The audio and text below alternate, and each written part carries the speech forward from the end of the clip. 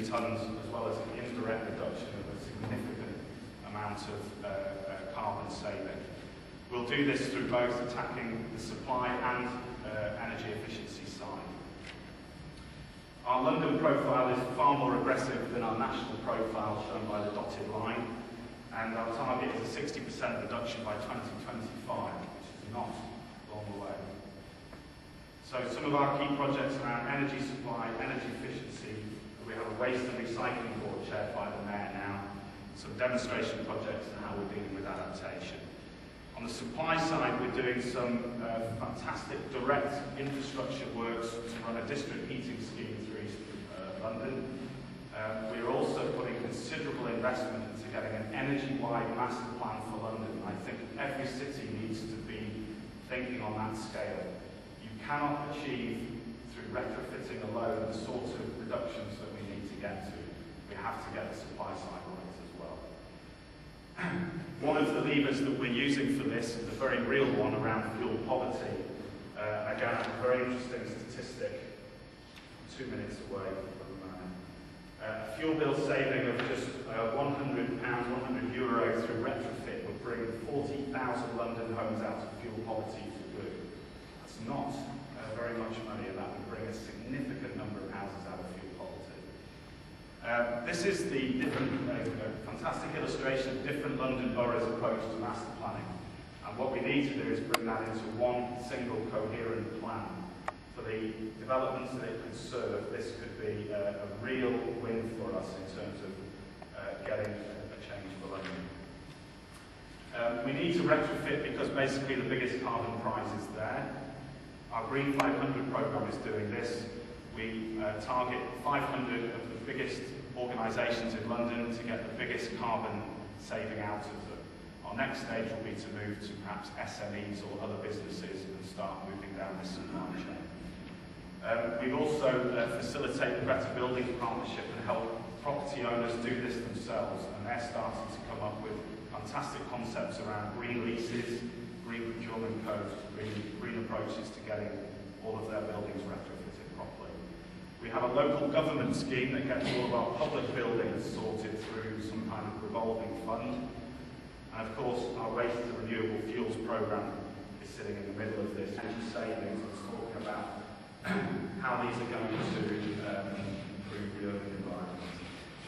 And finally, this is London from space at night. Hopefully we can dim those to simply get some much better directional lighting across the whole of London, so that no longer we have such a stark image from space. This is, we ran out at night and changed the light bulbs right in front of the Tower of London into some LED focused lighting.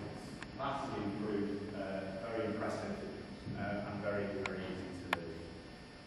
Some very quick facts for London, and literally 60 seconds away. Looking at CO2 emissions for the United Kingdom, and I'm comparing literally the United Kingdom as a nation with patterns that are happening in a lot of cities, because the main pattern for CO2 emission is deindustrialization.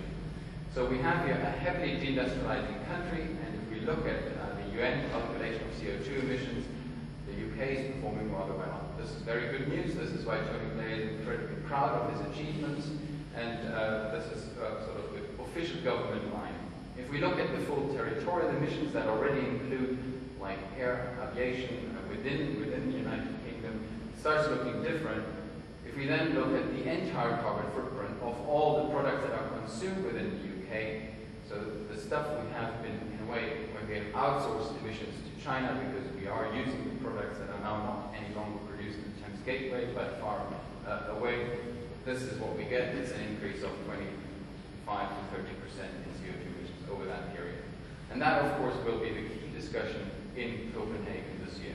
How can we sort of mitigate or understand and balance the producer versus consumer side?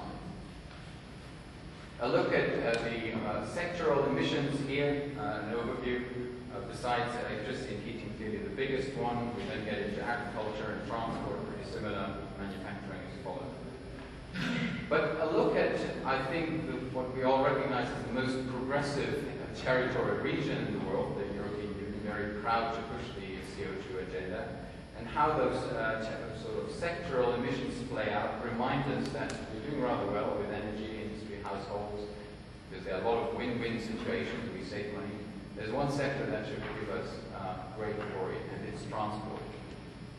Now, if we look at cities, I stress this is the status quo in most of the developing world countries.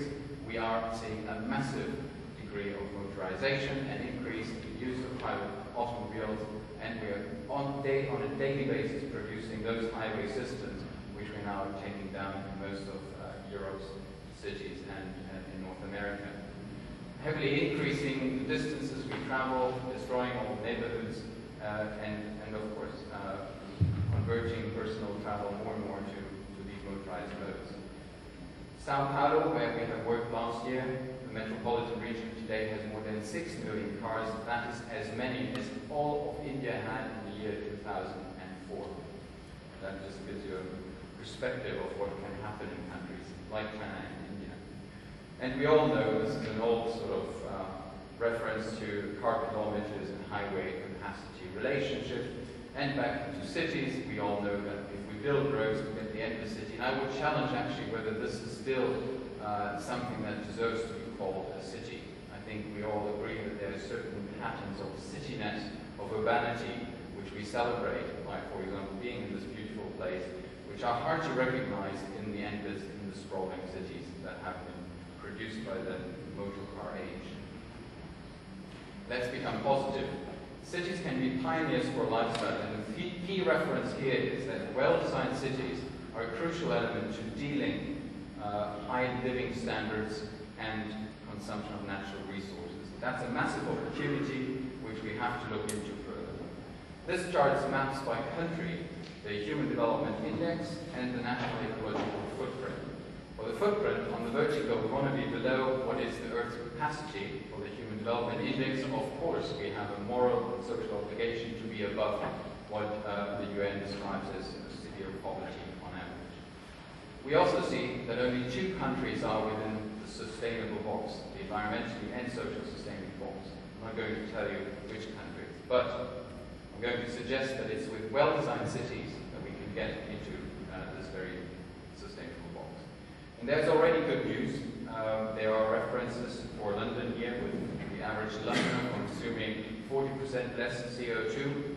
Now again, we need to look further into the consumption patterns of Londoners, but even if we do so, it's recognized now scientifically that the average Londoner consumes less than the average British person, or produces less CO2. And clearly, arguably having